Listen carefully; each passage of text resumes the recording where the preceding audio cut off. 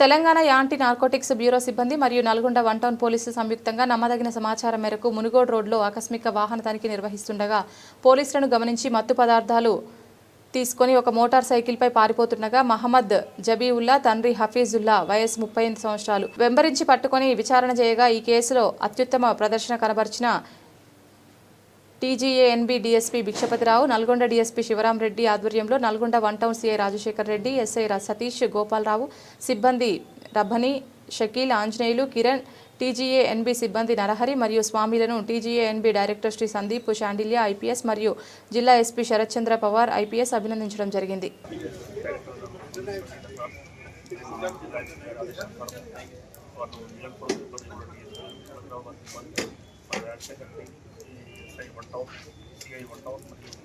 అందరూ కలిసి సమిష్టిగా దాడులు చేసి ఇక్కడ మొత్తం 15 మంది వాడుతున్నట్టు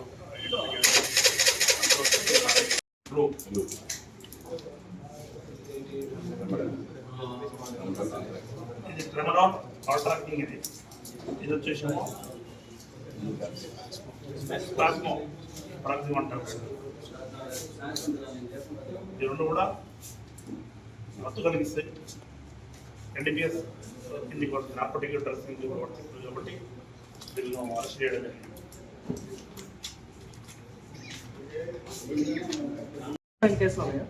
విషయమైన కేసులు లేవు. ఏ1 పైన కేసులు ఉన్నాయి. 2 కేసులు, ఇది ఒకటి.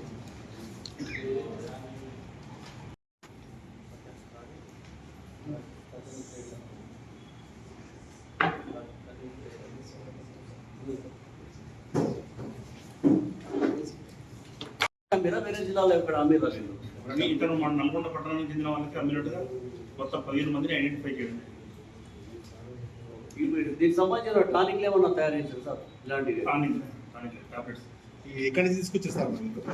ఇది తొరూరు వెంకటరమణ A2 దగ్గర A2 రామ్ సాయి అతని మెడికల్ షాప్లో పర్చేజ్ చేయడం జరిగింది. మరి వాళ్ళు ఎక్కడి నుంచి తెచ్చింది? మరి వాళ్ళ పర్మిషన్ ఉందా? మరి వాళ్ళు మన మెడికల్ షాప్ తీసుకొస్తారు, కానీ ప్రిస్క్రిప్షన్ ఉండి అమ్మాలి. డాక్టర్ యొక్క నిర్ధారణ చేసిన తర్వాతనే ఆ రోగానికి తగ్గట్టు ఎంత మొత్తం వాడాలి అంత మొత్తం వాడాల్సి ఉంటుంది. ప్రిస్క్రిప్షన్ లేకుండా అమ్మితే నేరం. ప్రిస్క్రిప్షన్ లేకుండా నల్గొండలో చాలా జాగ్రత్తలు మందులు సార్. వాళ్ళ మీద డ్రగ్ తీసుకుంటారు కాదు, వాళ్ళు తీసుకునే టీం ఉంటుంది, వాళ్ళు యాక్షన్ తీసుకుంటారు. ఇది వచ్చేసి మత్తు కలిగించే ట్యాబ్లెట్స్ కాబట్టి మనం ఖచ్చితంగా వీటిపైన యాజ్ పర్ ఎన్డీపీఎస్ యాక్ట్ కేసులు నమోదు చేయడం జరుగుతుంది. సార్, యూత్ మత్తు పదార్థాలకు బానిస కాకుండా పోలీస్ డిపార్ట్మెంట్ పరంగా ఏ విధమైన చర్యలు, మిషన్ పరివర్తన కాబట్టి మీరు అందరూ చూస్తారు, గత సంవత్సరము దాదాపు 1.5 years నుంచి మన జిల్లాలో మిషన్ పరివర్తన పేరుతోని జిల్లా ఎస్పీ సార్ ఇన్స్ట్రక్షన్ ప్రకారం అందరం ఆల్ ఎస్హెచ్ఓస్ కూడా ఫస్ట్ కౌన్సిలింగ్ చేసాము. ఎవరైతే వీటికి అడిక్ట్ అయ్యారో మత్తు పదార్థాలు, గంజాయి అయితేనేమి, డ్రగ్స్ అయితేనేమి, అదేవిధంగా ప్లాస్మా టాబ్లెట్స్ అయితేనేమి, వీటికి అడిక్ట్ అయిన వాళ్ళను ఐడెంటిఫై చేసి మనము ఇక్కడే టీటీఐలో ట్రైనింగ్ మన కౌన్సిలింగ్ ఇవ్వడం జరిగింది.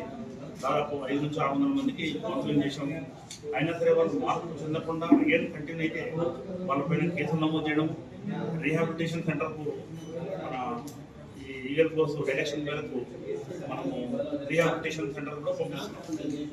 భవిష్యత్తులో ఖచ్చితంగా కేసులు నమోదు చేసిన వారిని కూడా జైలు తరలించడం జరుగుతుంది. ఇప్పటి వరకు 8,000 మందులు అమ్మారు సార్.